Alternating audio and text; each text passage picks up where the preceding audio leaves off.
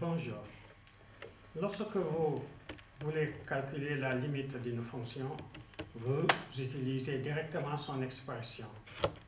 Et vous utilisez en général les théorèmes que vous avez appris sur les calculs des limites. Par exemple, à l'infini, la limite d'une fonction polynôme est égale à la limite de son monôme de plus haut degré.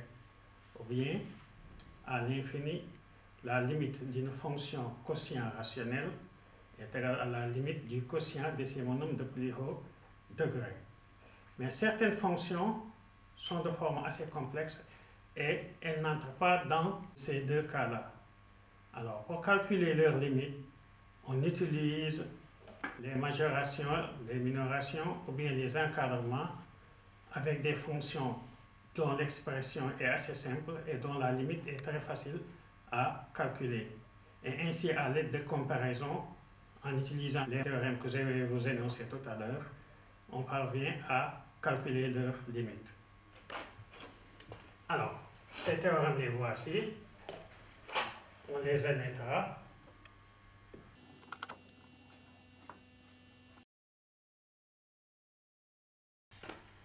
Donc, si on parvient à minorer la fonction f par une fonction g et que cette fonction g tend vers plus l'infini, f aussi va tendre vers plus l'infini.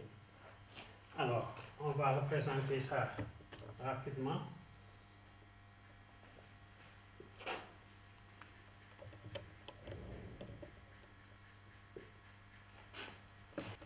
G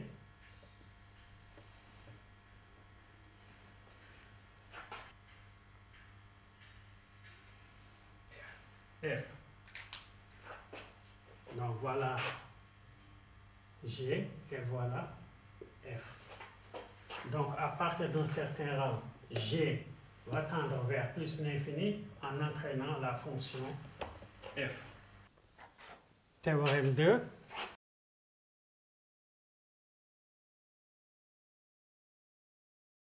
Donc, si on parvient à majorer la fonction f par une fonction g qui tend vers moins l'infini, alors f elle-même va tendre vers moins l'infini.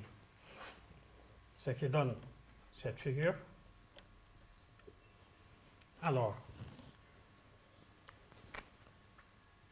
notre fonction f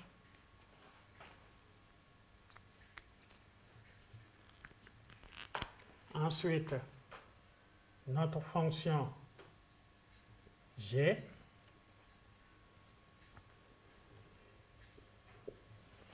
donc g qui tend vers moins l'infini entraîne avec elle la fonction f. Théorème 3.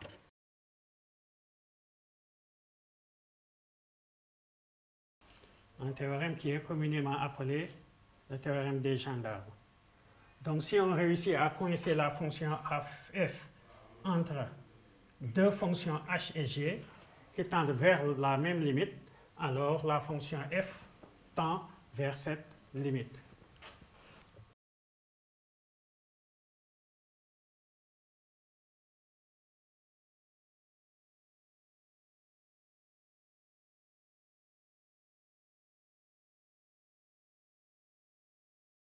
Donc, vous voyez ici la fonction f qui est plus petite que la fonction g et plus grande que la fonction h. Et g et h tendent vers la limite L. Donc, f tend aussi vers cette limite L.